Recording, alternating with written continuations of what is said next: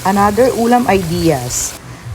Kung gusto mo magluto ng ulam na mabilisan at walang maraming masyadong sahog, ito yung kinamatisang manok.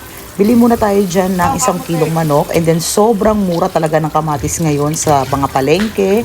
Imagine 20 pesos lang yan. 15 pieces na kamatis na yan. Pumili na tayo na medyo hinog na dyan. Hiwain natin siya ng maliliit para mas madali siyang magisa.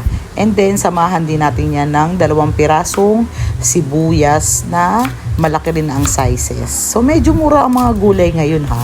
And then, after that, hiwain na natin siya ng mga panggisa lang. And then, samahan na natin ng bawang. Magpitpita tayo ng bawang dyan na panggisa na rin. Kung meron kang luya, okay rin. Pero yan lang ang ating sahog. Kung makikita nyo, kamatis, sibuyas, bawang lang yan. So, magpainit na tayo dyan ng mantika. Igisa na natin yung ating mga ingredients. Bawang, sibuyas, at ang ating kamatis. So, ang bida ng ating ulam ay ang kamatis. Of course, syempre, after nyan, takpan muna natin para medyo lumambot at mas madali siyang palambutin, pisain. Ayan. Kung makikita nyo, pinipisa-pisa na natin yan para maglumbas na yung kanyang mga sauce. And then, ilagay na natin yung ating manok. Napili kong part na manok is thigh part kasi favorite ko yan. Pwede naman ibang part, nasa sa inyo yan. At lagyan na natin siya ng mga siguro about 3 tablespoon na patis.